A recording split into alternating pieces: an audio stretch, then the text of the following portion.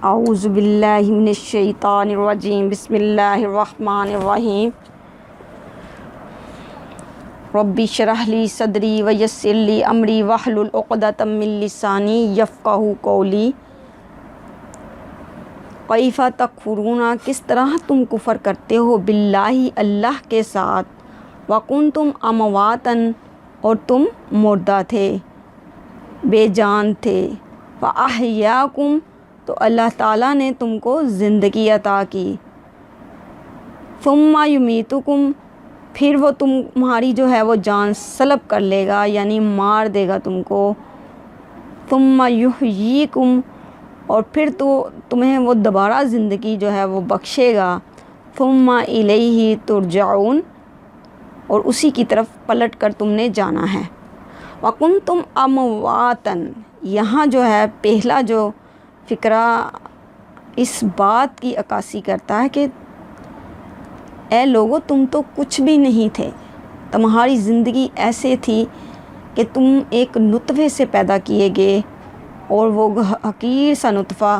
جس سے اللہ تعالیٰ نے تمہیں پیدا کیا اور پھر تمہیں فاحیاکم اور تم کو پھر زندگی بخشی، ثم یمیتکم پھر اللہ تعالیٰ تمہیں مارے گا، اور اللہ تعالیٰ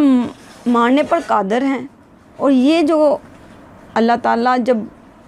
ماں کے پیٹ میں بچہ ہوتا ہے اس وقت ہی لکھ دیتے ہیں کہ یہ کتنی زندگی گزارے گا،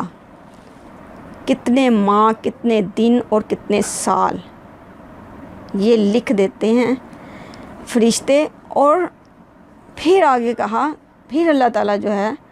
یحییکم پھر ایک ایسا وقت آئے گا، محشر والا دن، جس میں سب انسان جو ہے اکٹھے کیے جائیں گے، قیامت والا دن، اور اللہ تعالیٰ ان سب کو پھر زندہ کرے گا۔ حضرت آدم علیہ السلام سے لے کے قیامت تک جتنے لوگ جو ہے اللہ تعالیٰ نے ان کو زندگی بخشی ہوگی، پھر مارا ہوگا، پھر اللہ تعالیٰ انہیں کھڑا کر دیں گے اور پھر کہیں گے بتاؤ کیا عمل لے کے آئے ہو، پھر ہم کیا جواب دیں گے۔ لہٰذا اپنی زندگی کو غنیمت جانتے ہوئے اور ایک انعام جانتے ہوئے کہ ہم نے اللہ کی طرف پلٹ کر جانا ہے، اچھے طریقے کے ساتھ گزار لیں جس طرح میرے رب نے فرمایا ہے، اور یہ سارے احکامات میرے اللہ نے قرآن پاک میں بتا دیے۔ والذی وہی تو ہے، خالقہ پیدا کیا، لکم تمہارے لیے، کیا ما فی الارض جو کچھ زمین میں ہے، ساری کی ساری چیزیں، جمیعہ ساری کی ساری چیزیں تمہارے لیے پیدا کر دی، ثم استوی اور پھر اوپر کی طرف متوجہ ہوئے، الی السماء آسمان کی طرف، فسواہن پھر ان کو برابر، کتنے آسمان بنا دیے، سبع سماوات 7 آسمان ترتیب کے ساتھ بنا دیے، وَهُوَ اور وہ بِكُلِّ شَيْءٍ علیم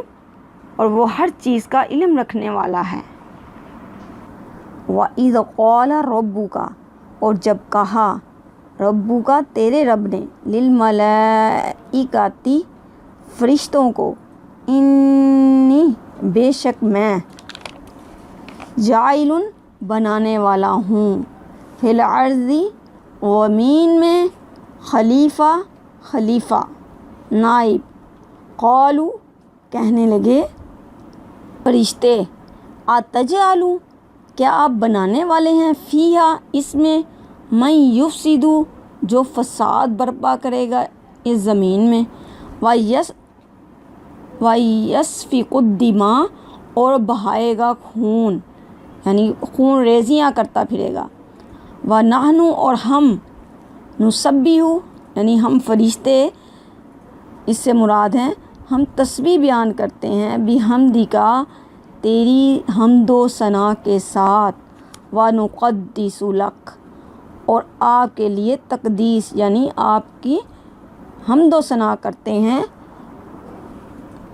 قال کہا، اس وقت اللہ تعالیٰ کے الفاظ ہیں، اللہ تعالیٰ کیا کہہ رہے ہیں، انی بے شک میں، عالم زیادہ جاننے والا ہوں، ما لا تعلمون اور تم نہیں جانتے۔ تو یہاں جو ہے محاورے کس فرشتے کے اور اللہ تعالیٰ کے،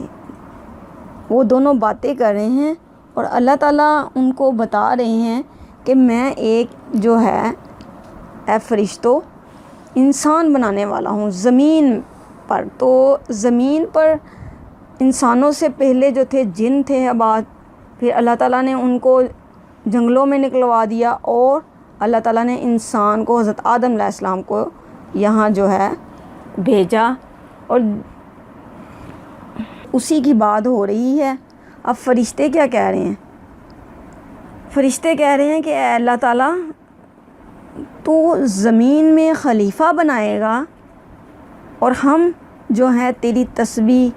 اور تیری حمد و ثنا بیان کرتے ہیں، ہر وقت تیری عبادت کرتے رہتے ہیں،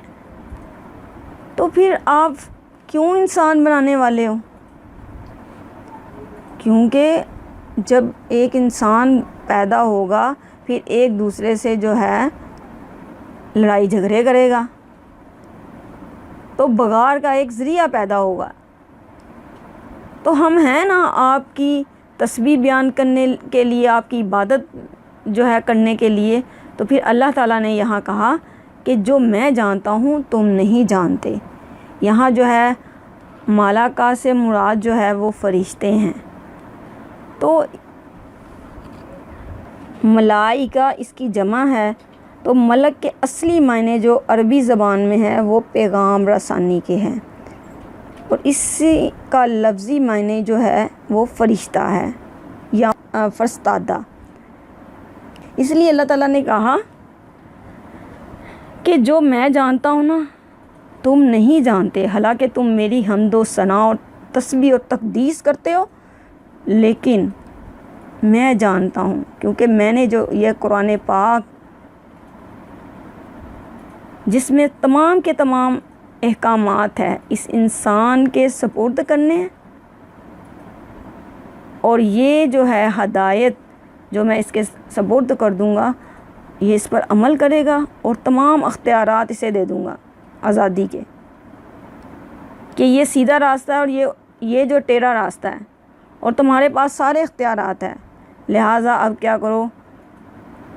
اب تمہاری ہے مرضی کہ اب تم سیدھا راستہ اس قرآن کی طرف جاتے ہو، اس کے احکامات کی طرف جاتے ہو،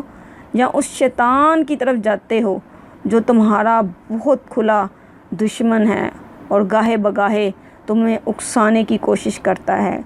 گاہے بگاہے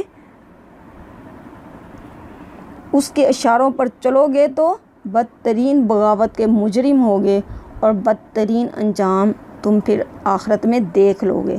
لہٰذا اس کی پیروی نہ کرو، اس رب کی پیروی کرو گے تو کامیاب ہو جاؤ گے۔ تو اب آپ کی حیثیت، میری حیثیت، کیونکہ اللہ نے فرما دیا